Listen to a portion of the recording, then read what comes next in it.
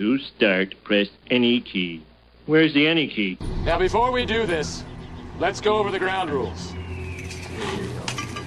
Rule number 1. No touching of the hair or face. Of course. And that's it!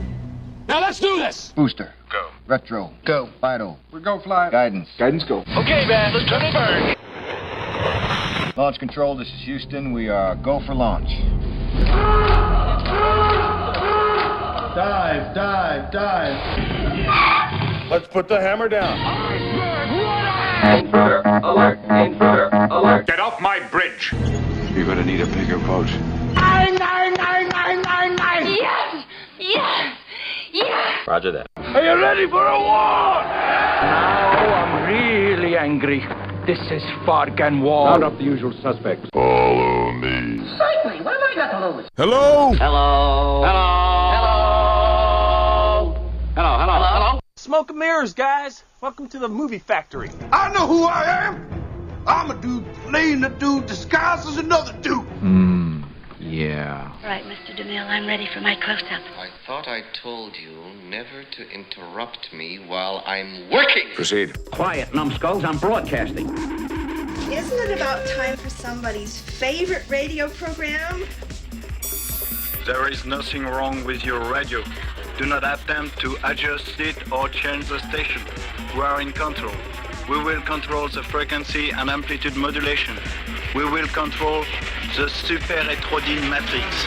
We are in control, baby, so keep your hand off the nose. Take it away, boss.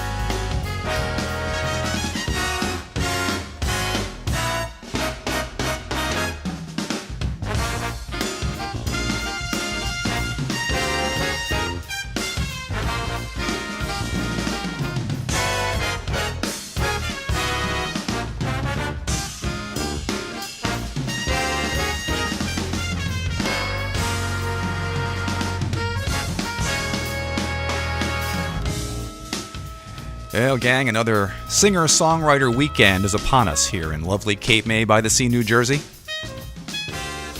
And for those of us who are of the male persuasion, this reinforces one universal truth, which most of us have learned over the years, and has been reinforced again and again. And that universal truth is this: musicians get all the girls. It's true. Now, I'm told that the inverse is not necessarily true for female musicians.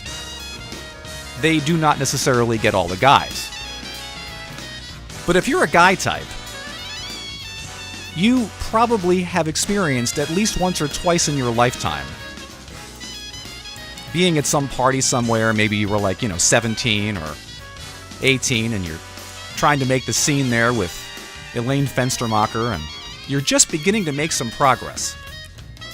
You're over there in the corner telling her about how you can tear down and rebuild a carburetor in less than 20 minutes, or how you were just recently named president of the chess club. And you're just starting to break. You can see that look in her eye. You're just beginning to break through, and then suddenly some dork walks in and takes a guitar out of a black case. And it may only have 5 of the 6 strings attached. And of those 5, maybe only 3 are in tune. But it doesn't matter. You've lost Elaine Fenstermacher completely, because now her myopic eyes behind those thick-lensed horn-rimmed glasses are fixed entirely upon the guitar-playing guy in the corner, and you've lost her forever. And this has probably happened to you again and again and again, unless you are musically talented. Now, lest you think I just make this up, or this is simply anecdotal, there is anthropological evidence that this fits a pattern. In fact, Darwin himself suggested that our human ancestors, before even acquiring the power of speech, endeavored to charm each other with musical notes and rhythms. Because music, Darwin believed, is firmly associated with the strongest passions in animals and is strongly associated with the courting and mating ritual. Now, why on earth would you think that young women would be attracted to a musician rather than someone else with obviously positive traits? You know, people like, maybe like a storyteller, broadcaster type like me. Well, actually, it's quite simple. In the world of natural selection, someone who is talented musically clearly is exhibiting a strong brain, and if they also can dance and keep rhythm, that would suggest that they are healthy in a physical sense as well. And so this is the reason that they have been so attractive. Yes, ultimately it's all about getting your genes in the gene pool. You know, I've always said that. Artist types only do stuff to impress women, from Shakespeare on down. It has always been thus and will always be thus. Well, for example, Jimi Hendrix had sexual liaisons with hundreds of groupies, maintained parallel long-term relationships with at least 2 women, fathered at least 3 kids. There's a guy who was definitely jumping headlong into the gene pool, and all he needed was, well, a guitar. Let's kick the tires and light the fires, Big Daddy. Now, not that I have any sour grapes here, because this is just a fact of life. There's not much we can do about it. It just simply is. But in this particular time of the year, our fair city, quite honestly, is crawling with musicians. And they have come to steal our women. And what are we, the men of Cape May, going to do about it? Well, not one darn thing. It's just a fact of life and it's going to happen. But, you know, it really doesn't matter to you if you're in my audience, because this is one of those nights, since it is Singer-Songwriter Weekend, and there are talented musicians in venues all over the city of Cape May tonight. The official people are all there. They're not here. So if you're here listening to me, then you are clearly of the ilk that knew full well you had no chance of making the scene this weekend. Not with all these singer-songwriter types in town. So, so if you had any idea that you were going to go over there and make the big score over there at Cabanas or one of these other venues, there's no way. Forget it. You would be as invisible as the tablecloth gang. So it probably is just as well that you're here hanging out with me. We can speak the truth just between us, because it is just us. Like I said, all the grown-ups and the official types are over there doing what they do. And I know that it would be, it probably is quite offensive to some people to think that what on its face would appear to be art and culture is in fact nothing more than an attempt to get chicks. But again, we do tell the truth here on this program, whether it's pretty or not, whether it's politically correct or not. And speaking of telling the politically incorrect truth, once again, as a public service, I have been scouring the wire services for those news stories that nobody else will tell you about. Yeah, I'd like to see Brian Williams or Anderson Cooper handle this stuff.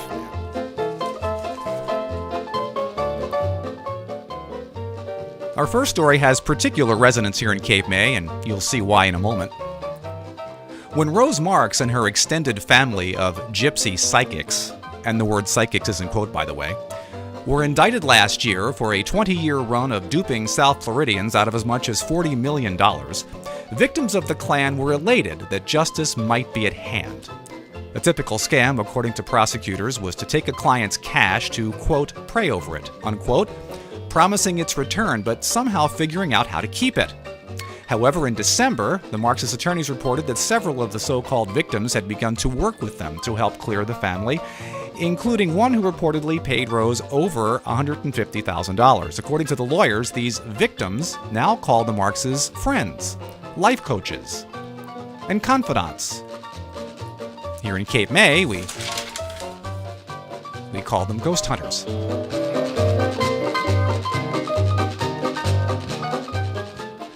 Jason Bacon, 41, was arrested in Eureka, California in March after responding to a classified ad for a used motorcycle by offering to trade about $8,000 worth of homegrown marijuana for it.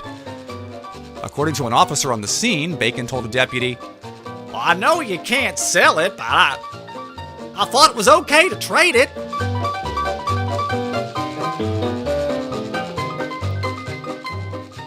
Kathleen Matthews was outraged that the local community could turn on her 26-year-old son, Jesse, who had been charged with capital murder for killing a Chattanooga, Tennessee police officer.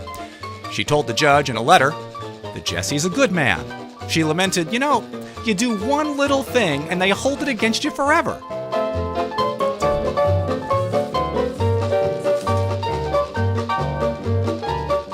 And speaking of children, or having too many children,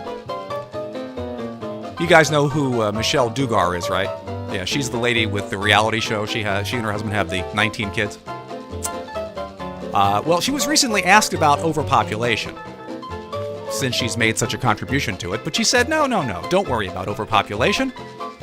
Despite the fact that the world currently supports about 7 billion people, the whole mindset of overpopulation is not true, Michelle told a reporter. Why, it's just not accurate.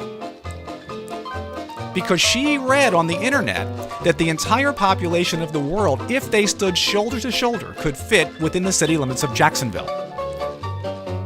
And of course, if you see it on the internet, it must be true. And she's probably got a point. The entire population of the world probably could fit into Jacksonville. I mean, hell, they fit into the parameters of the Washington Street Mall on any given weekend in July. They're all trying to find a parking space.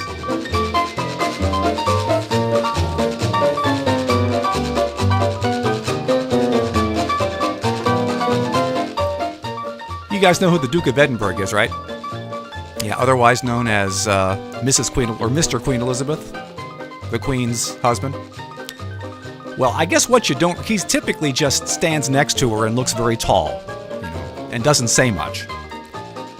No doubt because he has to be continually reminded of the fact that he fathered Prince Charles, a rather lamentable thing to have brought the world. But the old Duke is 90 now, and he's had a few health problems of his own, but it has not dulled his mischievous sense of humor. He is just a stitch. Recently, he joined the Queen on a visit to North London, and he came upon a guy who was in a scooter chair. One of those little scooter chair things. Exactly. Now, of course, the guy in the scooter chair, David Miller, was a young kid compared to Prince Philip, compared to the Duke. David Miller was a mere young sprite of 60. And so the Duke leans into him and says, "Hey, so, Brack, how many people have you knocked over with that thing this morning, old boy? Ha ha ha ha." Well, people on the scene were afraid that David Miller might be offended, but David said, "Oh, no, that's just typical from the old Duke. Why, he's renowned for his humor. No offense taken, it's all done in good fun. Ha ha. Why, I said no, Your Royal Highness. I haven't knocked anyone down." Yeah. What a witty riposte.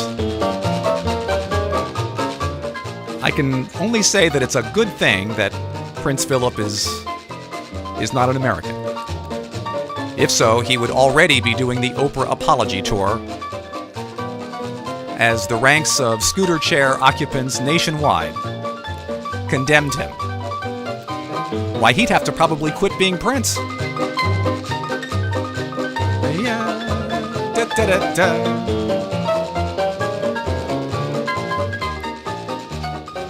Yeah, but all that aside, none of that changes the fact that it is Singer-Songwriter Weekend here in Cape May. And all the glamorous people are sitting in smoke-filled rooms tonight, listening to singer-songwriters, listening to musicians. And for all us guys, it's just hopeless. No one's going to pay attention to us until they all go back up the parkway and leave. Just another reminder that in the great Darwinian competition of life, there are those who got it, and then there are those who don't. But by now, it's an old and familiar lesson. Not that I have any sour grapes against talented singer-songwriters. Quite the contrary. As a matter of fact, one particular singer-songwriter, one very famous singer-songwriter, was responsible for not only composing the musical soundtrack to my early adult life, but actually helped me get one of the hottest women I ever dated. Just one time, I was actually able to turn this equation on its head. And it was an amazing thing. I'll never forget it. Now, this particular singer-songwriter came to my attention about 5 years before the incident that I'm going to tell you about tonight happened. It was the week before, well, no, I should say it was 2 weeks before my senior prom.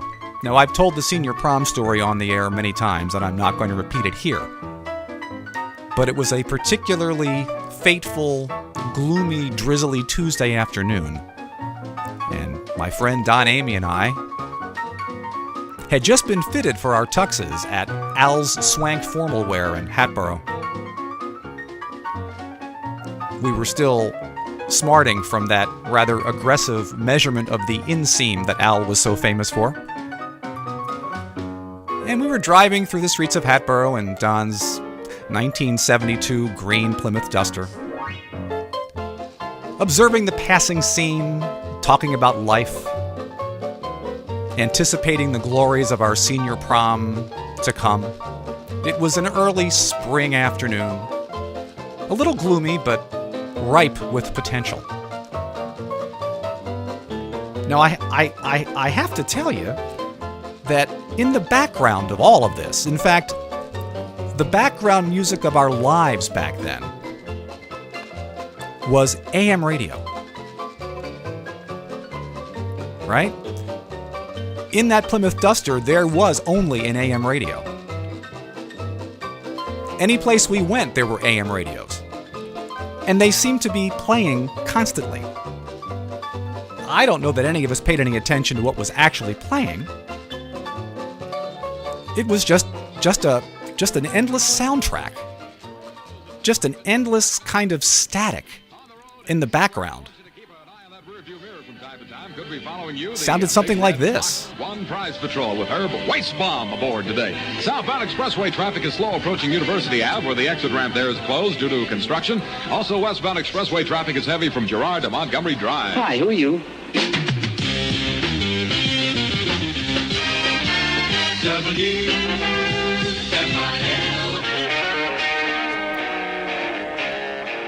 So yeah, this just played on and on in the background.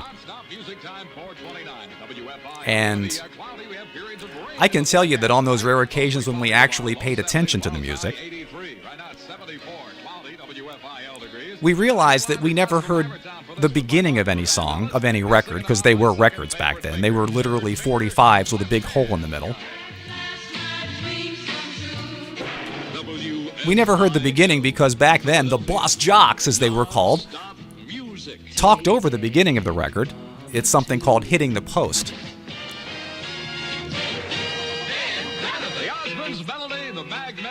See, these are guys that could do an entire weather forecast and a traffic report over the instrumental introduction to a song, and they would stop, time it just in time for the vocal to start. Like that. And then, of course, coming out of a record, as soon as the vocal stopped, they would typically do a commercial and a time check. And this was the soundtrack of our lives. It went on constantly, never-endingly. A continuing kind of chattering static in the background that we really didn't even pay attention to anymore. It just kind of went on.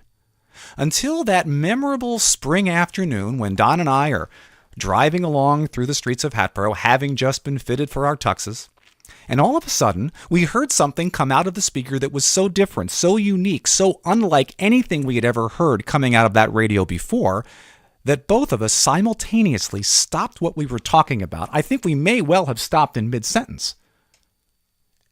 And we gave this particular song our complete and undivided attention. I don't remember what boss jock we happened to be listening to at the time, but I do remember that he made no attempt to, quote-unquote, talk up this song. Because you couldn't.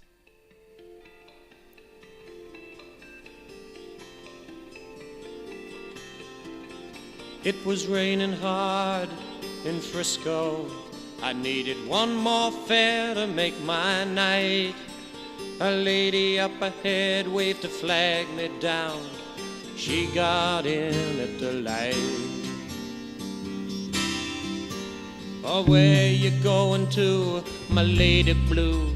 It's a shame you ruined your gown in the rain. She just looked out the window. She said 16 Parkside Lane.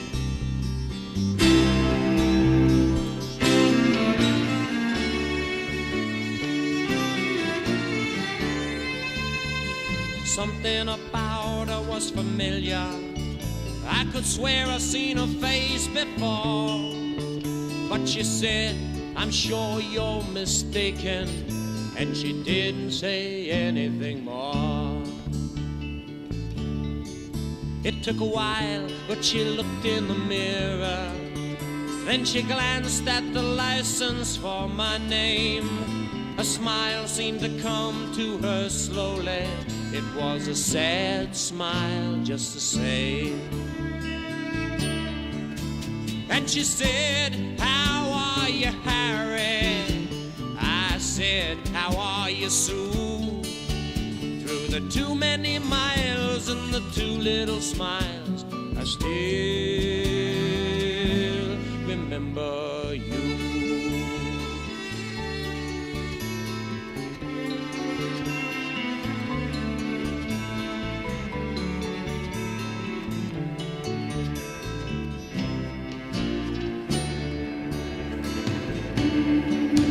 It was somewhere in a fairy tale.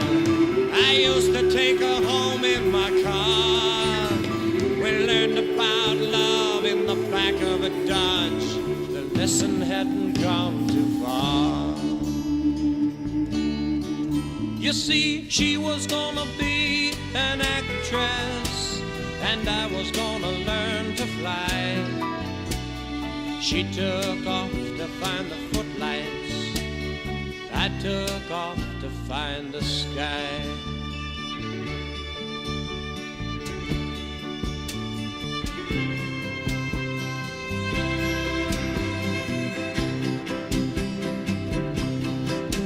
Whoa, I've got something inside me to drive the princess blind. There's a wild man wizard, he's hiding in me, illuminating my mind. Oh, I've got something inside me, not what my life's about. 'Cause I've been letting my outside tide me over till my time runs out.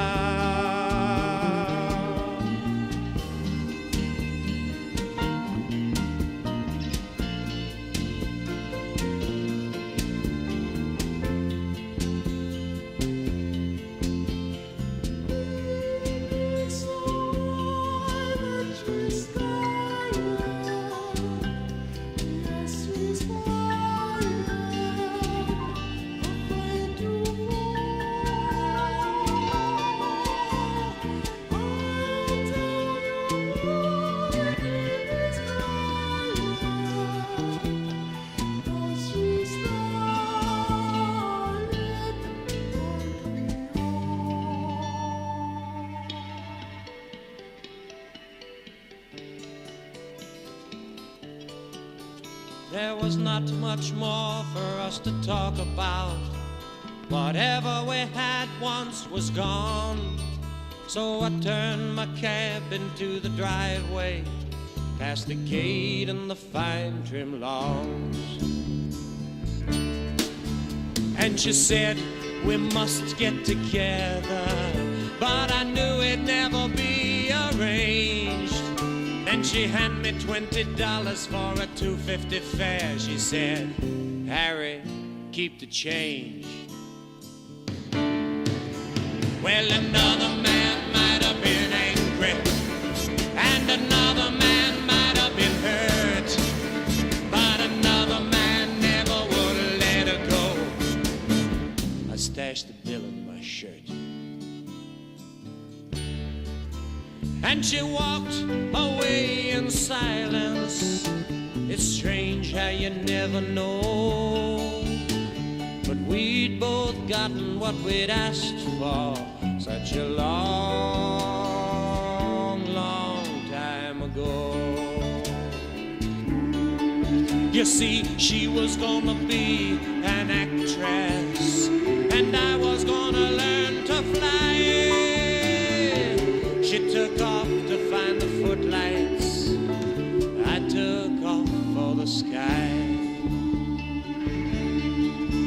And here she's acting happy inside her handsome home, and me, I'm flying in my taxi, taking tips and getting stoned.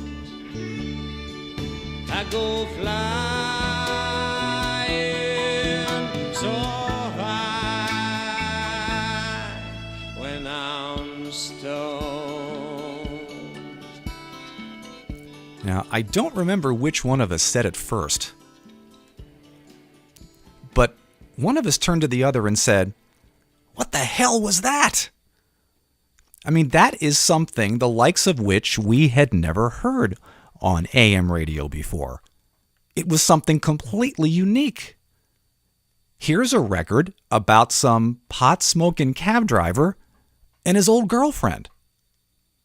This bore no resemblance whatsoever to Martha and the Vandellas or anything else that we typically heard. This was not your typical 3-minute pop song. That was 6 minutes and 40 seconds without a break. In the old world of AM radio, that was an eternity. But after this eternity had passed, the boss jock, whoever he was on that particular day, came on and told us that we had just heard the song Taxi by Harry Chapin. Now, again, little was I to know at that moment that not only was this an incredibly impressive record, something unique, something that we had never heard before, but that Harry Chapin was going to play a significant role in my young adult life, a role which I could never have imagined at that point. Because, you see, there was something interesting about Harry Chapin and how he ever came to have a hit record in the first place. Because he was not the product of the studio. He was not some marketer's version of what was going to sell to teen America. He actually wasn't even a singer-songwriter to begin with. He went to college to study filmmaking. He never graduated, by the way. Went to Cornell, never could quite get that degree. Although one of his student films, one of his student documentaries, was nominated for an Academy Award. He kind of fell into the whole singer-songwriter mode because, well, his family was musical, and his brothers Steve and Tom played together, and it's just something that he did. You see, maybe the reason that I've always admired Harry Chapin so much is that he was not really a musician so much as he was a storyteller. And since that's what I try to be, and that's what I endeavor to do, I have tremendous respect for someone who can do it so well. For someone who can tell a story in 6 minutes that it would probably take me an hour to tell with the same detail and the same pathos. One of the amazing things about any Harry song, at least any of his story songs, and most of his great songs were story songs, is that they're practically cinematic, if you think about it. You can see the pictures go by. You can visualize the characters. You can see it as clearly as if you were sitting in front of a high-def screen somewhere. You know, I call this show Theater of the Mind because that's what I attempt to create for you. And that's what Harry did. Harry's music really was theater of the mind. And I guess the fact that the stories that he told were practically autobiographical, not only for him, but also, well, frankly, for me, it was kind of like stumbling upon an old friend, sort of like meeting someone that I had known my entire life. But how did this unique record make it onto the airwaves in the early 70s? A record that was so contrary to the formula for success. A record that so obviously didn't fit with anything else that was being played on the air. Well, the story is, it actually began with another boss jock in the city of Boston, a guy by the name of Jim Connors who worked on a small AM station up there, WMEX. And he heard Taxi and fell in love with the record and just began to play it. And I'm quite sure, I don't know this for a fact, but I can only imagine that he did not do it with his program director's blessing. But in a bygone era, before radio was completely dominated by marketing consultants, and before it all sounded so bland and so homogenized, before terrestrial radio became completely irrelevant, it was possible for a guy like that to discover something and actually share it with the world. And Jim Connors did that. Now, the fact is, by the time I was a teenager, myself and most of my friends, we had already developed a well-formed antipathy toward singer-songwriter types because we weren't one. And for the aforementioned reasons, the fact that they always get all the babes, the fact that they always seem to be the ones at parties that scored when we didn't, as soon as we saw somebody carrying a guitar over his back, we immediately didn't like him, just on general principles. But Harry was different. Now, it's true that back in those days, women loved this guy. I dated many women through... Well, I dated 2 women, actually, in the course of my college career, both of whom were total Harry Chapin fanatics, total Harry Chapin cuckoos. But as guys, we weren't threatened by Harry for a couple of reasons. First of all, he was a dorky-looking guy just like us. He was no sex symbol. He had a kind of a flat face and a big nose and a goofy grin. I mean, he was the complete antithesis of the rock god. You know, this was no Roger Daltrey fronting The Who, naked and sweating and cut like diamonds. No. This was no Jimmy Page. This was no Jimi Hendrix. This was just a dorky guy like the rest of us, who happened to be a tremendously talented storyteller and a fair to middling guitar player, but he was no tremendous musician. His singing voice was, well, unique. The fact is, his brothers Tom and Steve had demonstrably better voices. In fact, the first band that he tried to form actually staged a revolt because he insisted on singing his own songs. They kept on trying to explain to him that his voice was just no good. But he kept singing anyway. So there was something immediately endearing about the guy. And there was something incredibly compelling about the stories that he told. They were, as I said, cinematic. And they touched a core. They touched on core truth. And by the way, as a storyteller type, that's what we try to do, you know? It might sound like we just share with you random reminiscences of our childhood or little tales that have a beginning and a middle and an end. But the fact of the matter is, what we hope we're doing is conveying some kind of universal truth, plucking some string in your heart and your mind that vibrates and makes you go, yeah, that's a universal experience. And Harry had the gift of being able to do that. He was, as I say,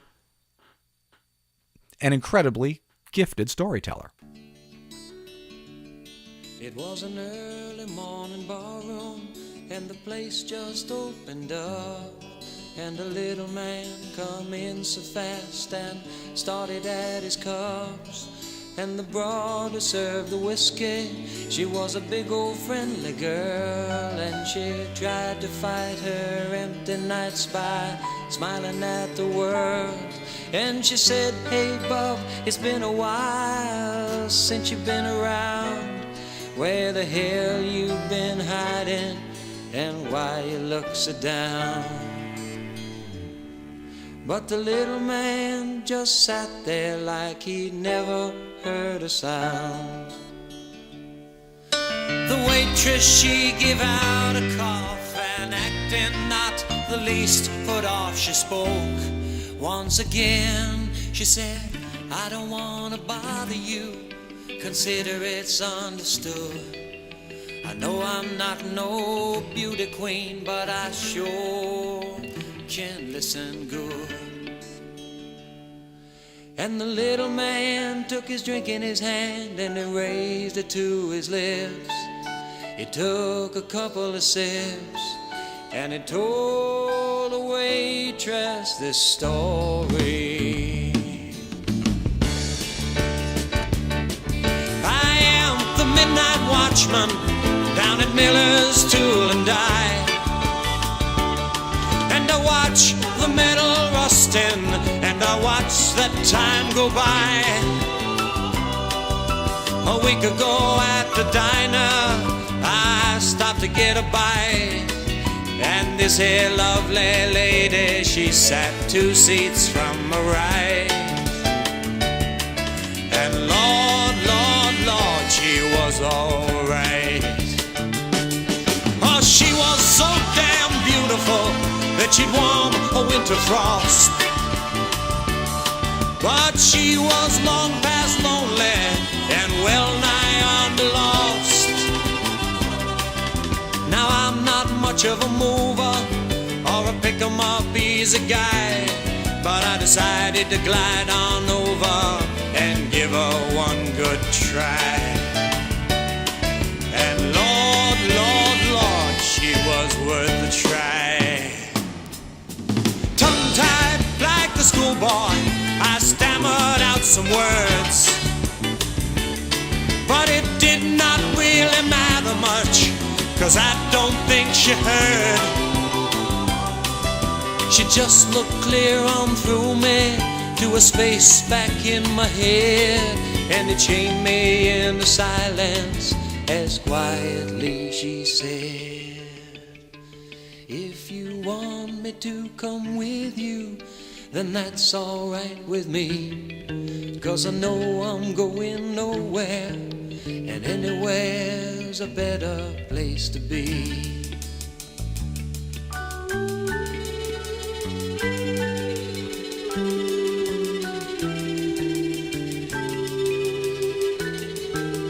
Anywhere's a better place to be. I drove her to my boarding house, and I took her up to my room, and I went to turn on the only light to brighten up the gloom. But she said, please leave the light off, oh, I don't mind the dark. And as her clothes all tumbled round her, I could hear my heart. The moonlight shone upon her as she lay back in my bed. It was the kind of scene I only had imagined in my head. I just could not believe it, to think that she was real. And as I tried to tell her, she said, shh, I know just how you feel. And if you want to come here with me, then that's alright with me. 'Cause I've been oh so lonely, loving someone is a better way to be.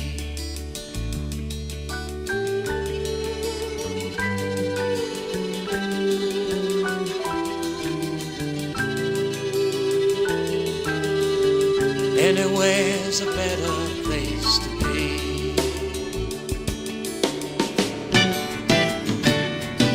The morning comes so swiftly, but I held her in my arms. But she slept like a baby, snug and safe from harm. I did not want to share her with the world or break the mood. So before she woke, I went out and brought us both some food. I come back with my paper bag to find that she was gone. She'd left a 6-word letter saying it's time that I moved on.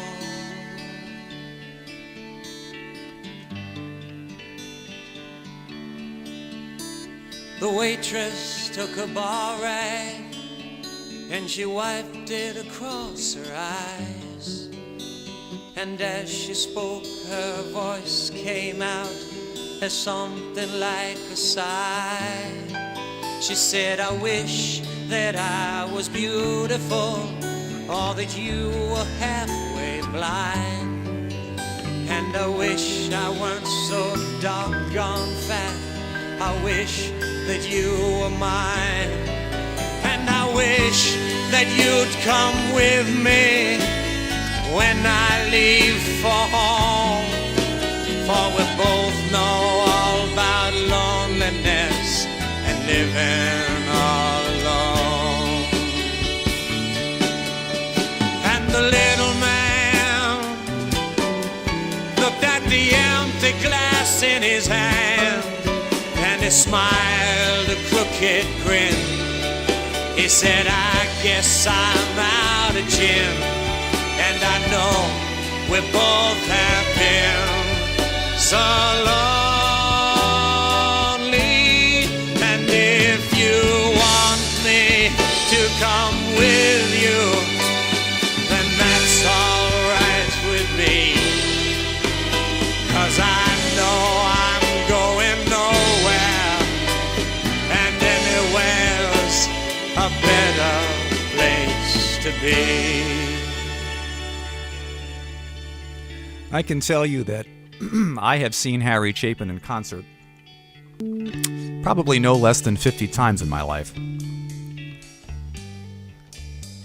He's the closest artist I can ever say that I've been a groupie for.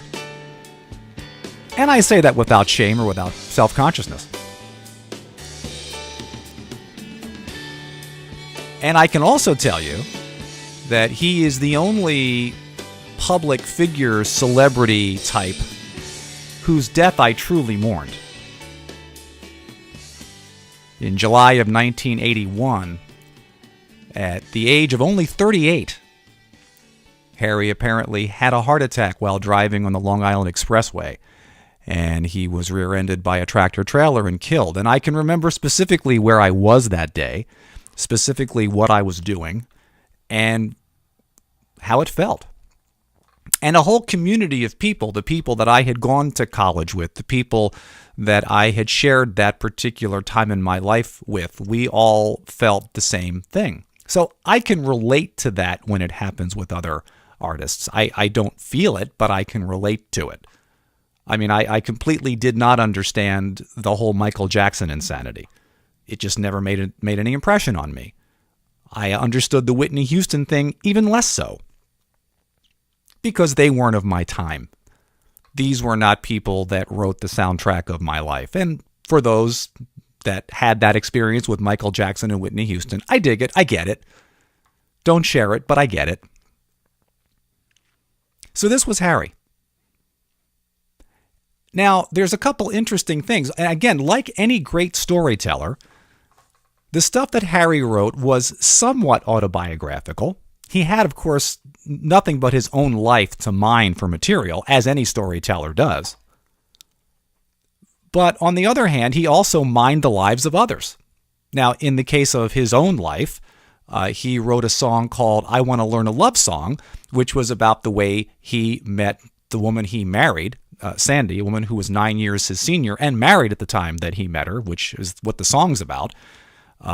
He chronicled their first meeting and what ultimately propelled them to their life together and to have 2 kids together in that song. He wrote the famous song WOLD about an aging disc jockey for his friend Jim Connors at WMAX, the guy who launched his career. And by the way, that record only ever got airplay because it was one of the few records written about radio guys, one of the few songs written about what it was like to sit behind a microphone. And that, of course, endeared him inadvertently to anybody who sat behind a mic forevermore. And by the way, little known fact, that particular song, WOLD, also was the inspiration for the TV series for the sitcom WKRP in Cincinnati. See, little known fun facts to know and tell your friends. Impress them at parties. So, all right, so how did Harry play a role in my life, other than the fact that I saw him in concert a gazillion times, and other than the fact that, he was not threatening in any sense of the word? Well, I'm a senior in college, see? And as I say, I dated all of 2 women through my college career. And the second of the 2, I set my sights on at the beginning of my senior year. Now, as is so often the case with me, the woman that I set my sights on was significantly out of my league. I've never been one to be realistic when it comes to affairs of the heart. That has both helped me and hurt me in my life. And this time was like all the others. She was this nursing student, see, from Villanova. And we met at a wedding, of all things. By the way, great place to meet women at a wedding. And I think there's something about meeting them at a wedding that makes them more receptive to whatever strangeness you propose. So I meet her at this wedding, see, and she's just gorgeous. She's beautiful. Nursing student, as I said. Fall instantaneously head over heels in love. Now, she, of course, did not necessarily share this. We would ultimately go on to be a great couple through college. We didn't last much beyond that, but that doesn't necessarily matter. But as an indicator of just how head over heels I was with this particular woman, she was a nursing student, and I can remember letting her practice on me when they had to learn how to draw blood.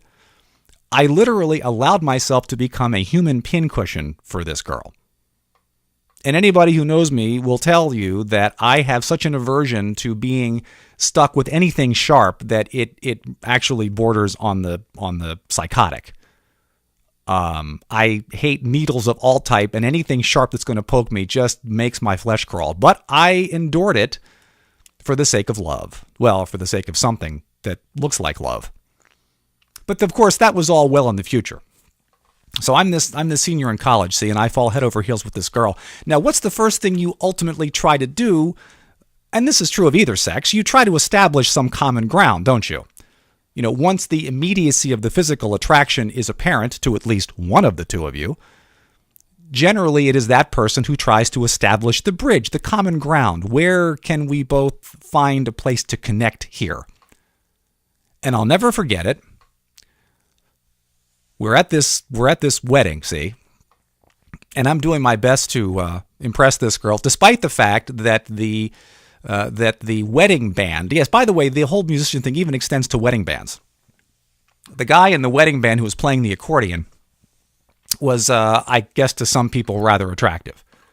Despite the fact that he was playing the accordion, he was apparently quite the hot gut-looking guy, and all the chicks were like digging him. See, so I'm trying to get this girl's attention. And at some point, the band does a cover of Taxi. Again, an odd song to be played at a wedding reception, but remember, this was the 70s after all. It was that era, that singer-songwriter folk song era. So the band starts to play this cover of Taxi, a terrible cover, by the way, and I think at the moment it started, I probably made some horrible face.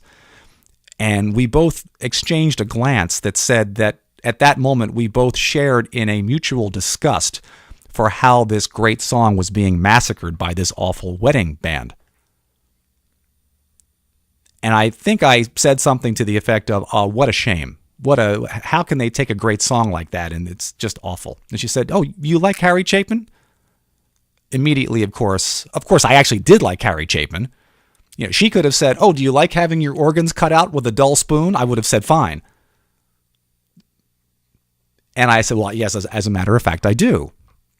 And that, of course, became our first connection, the first common ground. And of course, immediately a plot began to form in my fevered brain for how I'm going to ingratiate myself with this girl.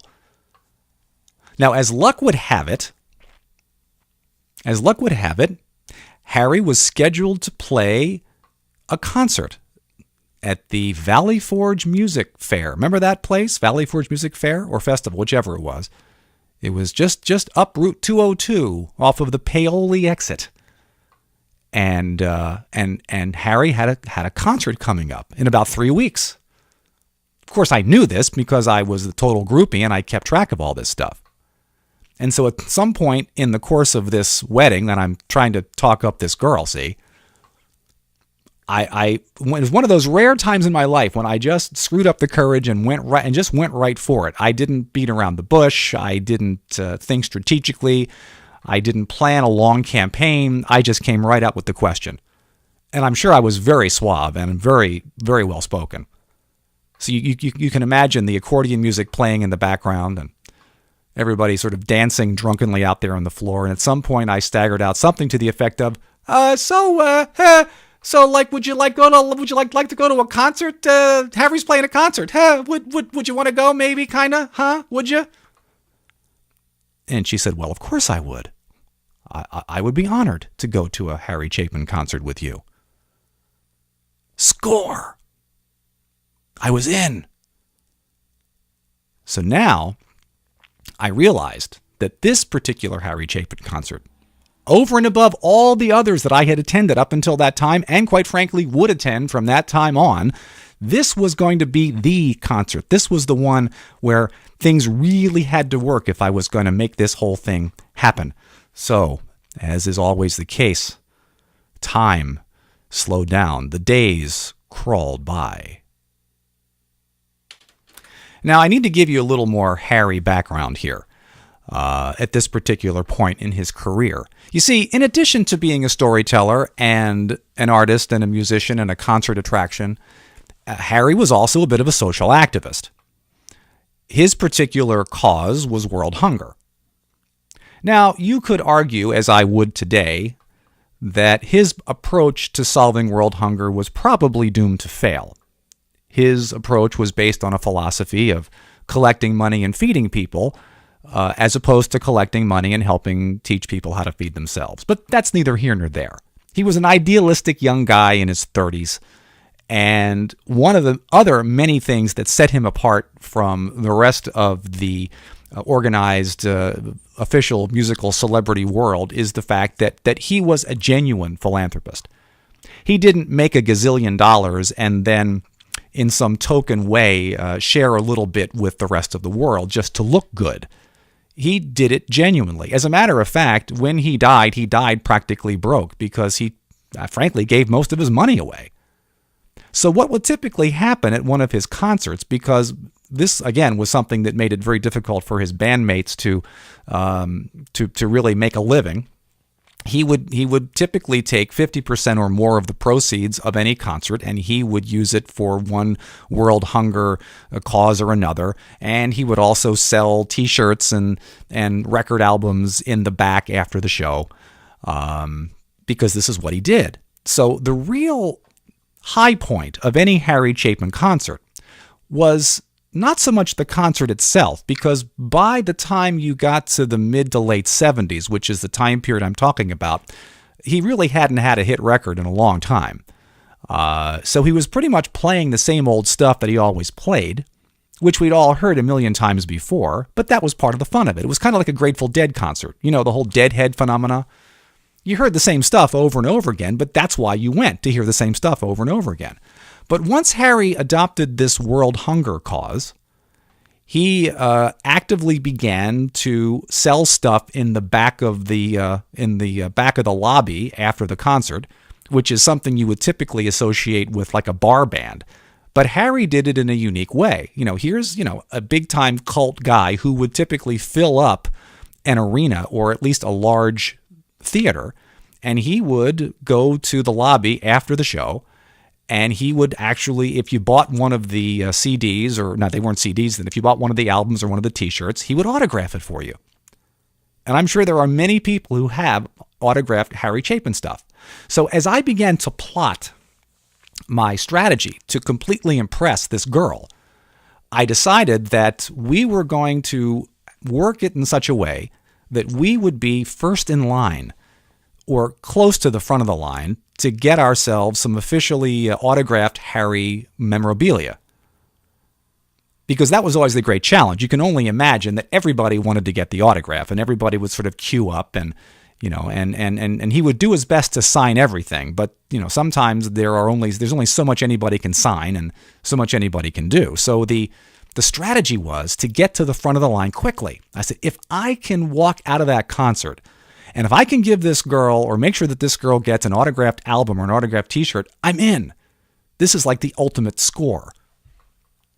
Now I know, doesn't this sound awful? Here I am, plotting my own nefarious romantic scheme, and I'm disguising it as altruism. Well, I wouldn't be the first one, and I surely won't be the last.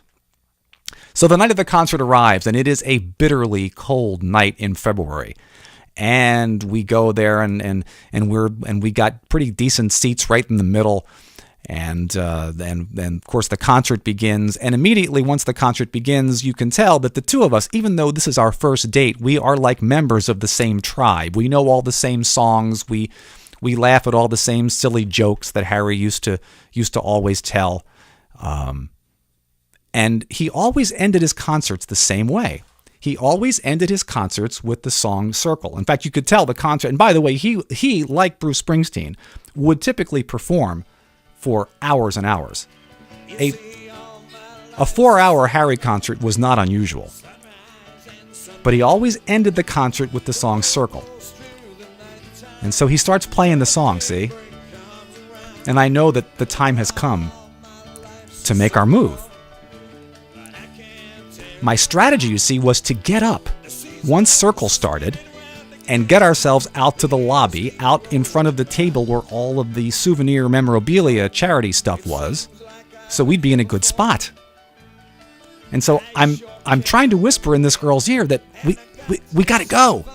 We have to get out to the lobby now because we're going to get in line, see? And she can't hear me. And so I can watch the time ticking by, and I can see people already doing what I was planning to do. They're getting up and they're walking into the lobby to get in line to queue up for their Harry autograph. And Harry's up there on stage playing along and doing all the stuff he does, and this girl is totally enraptured, as she has this look on her face that I had seen many times when a female type is in the presence of a singer-songwriter. She is completely transported to somewhere else. Well, I don't need to tell you what happens.